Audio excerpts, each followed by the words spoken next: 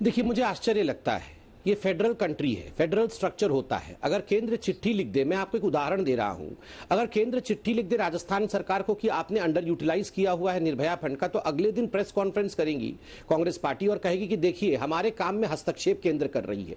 केंद्र का काम पैसा देना है। ये कोई स्टूडेंट टीचर रिलेशनशिप नहीं है कि केंद्र बैठ के एक टीचर की तरह, एक हेडमास्टर की तरह स्टूडेंट को समझाएगा कि तुम ऐसे पैसे खर्च करो।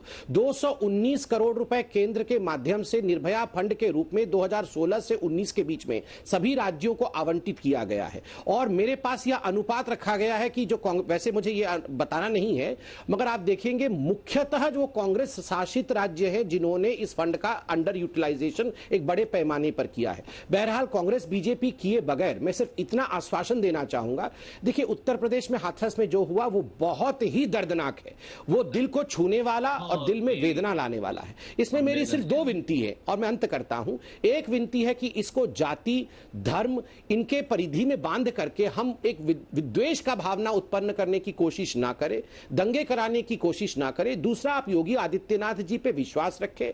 कानून को किस प्रकार लागू करना है बिना इफ एंड बट, उनके मन में किसी प्रकार का एक्सक्यूज नहीं रहता है। एसआईटी के रिपोर्ट का इंतजार करिए और त्वरित कार्यवाही होगी, यह आश्वासन हमारा। परिवार कैसे विश्वास रखेगा?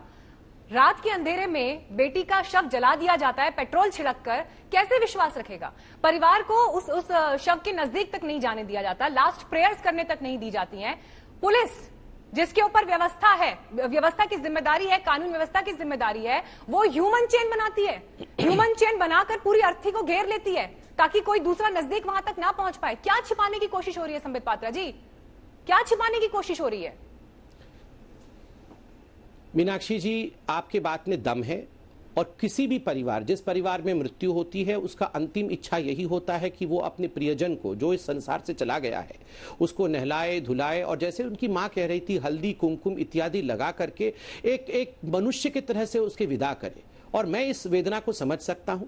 मुझे लगता है कुछ चीजों में कितना भी तथ्य हो या ना हो, उसे डिफेंड करने की कोशिश नहीं करनी चाहिए। ना जनता जनार्दन उसे चाहेगी और ना मेरा दिल उसमें गवाही देगा कि मैं इस प्रकार के विषयों को डिफेंड करूं। और खास करके कल एक पुलिस वाला वहां हंस रहा था, मुस्कुरा रहा था, ये संवेदनहीनता है। मुझे बहुत तकलीफ हुई पुलिस वाले को मुस्कुराते और हंसते हुए। कब होगी कार्रवाई? कार्यवाही होगी। आप लिखित में, मुझे लगता है उसे सस्पेंड कर दिया गया होगा और अगर सस्पेंड भी नहीं किया गया होगा तो आज या कल में सस्पेंड हो भी जाएगा। मगर मैं जानता हूं कि कार्यवाही होगी और होगी।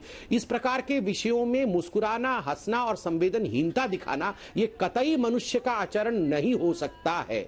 किंतु देखिए, बहुत सारे जो विषय होते हैं वो ऑन ग्राउंड पुलिस को भी मैनेज करने पड़ते हैं कि दंगे ना हो, फसाद ना हो, किसी प्रकार से बाकी मनुष्यों के जीवन को खतरे में ना डाला जाए। तो पुलिस बहुत सारी चीजों को मैनेज करने की कोशिश करती है। मगर मेरा निवेदन सिर्फ इतना ही है, आप मैनेज करें किंतु संवेदनशीलता के साथ करें, संवेदनहीनता के साथ कतई ना करें। जिन पुलिस ऑफिसर का जिक्र संबित जी आपने किया, उनकी तस्वीर भी इस वक्त हम दिखा रहे हैं और ये तस्वीर आज देश के हर नागरिक को देखनी चाहिए। जिनके भी घर में बहनें हैं, बेटियां हैं, लड़कियां हैं, जिनका भविष्य बनाने के बारे में वो सोचते हैं, उन्हें ये तस्वीर जरूर देखनी चाहिए। क्योंकि ये तस्वीर इसलिए जरूरी है, जो कुछ हाथरस की बच्ची के साथ हुआ है वो किसी के साथ भी हो सकता है और इसीलिए आज आवाज उठाना, इंसाफ मांगना बहुत जरूरी है। और आज तक की पूरी ये कोशिश है कि किसी भी तरह के राजनीतिक दल जो तस्वीर परोसने की कोशिश कर रहे हैं उससे ऊपर उठकर इंसाफ की आवाज जो है वो पीछे नहीं छूटनी चाहिए। और इसीलिए हम आपको हाथरस से लेकर बलरामपुर से लेकर राजस्थान के बाना तक जो कुछ हुआ है उसका हर एक अपडेट दिखा रहे हैं। सुरेंद्र राजपूत जी, राहुल गांधी 10 जनपद पहुंचे और प्रियंका गांधी के साथ हाथरस जाने की तैयारी में है। मैं एक बार फिर आपसे यह सवाल पूछूंगी, आप एक बार इसका जवाब पहले दे चुके हैं, मैं आपसे फिर यह सवाल पूछूंगी। उत्तर प्रदेश में कुछ भी होता है, प्रियंका गांधी ट्वीट करती हैं, वहां जाने का प्रयास करती हैं, लेकिन जहां पर कांग्रेस की सरकारें हैं वहां लेकर एक सेलेक्टिव चुप्पी प्रियंका गांधी साध लेती हैं। जनता इसका क्या मतलब समझे? 3 बातें बहुत स्पष्ट कह दूं, इस बात का भी जवाब दूंगा। अभी संबित ने कहा कि इंस्पेक्टर सस्पेंड हो जाएगा, तो मैं संबित से पूछना चाह रहा हूं कि मुख्यमंत्री का सूचना सलाहकार क्या बर्खास्त हो गया है, जिसने ये कहा था कि ये फेक न्यूज है?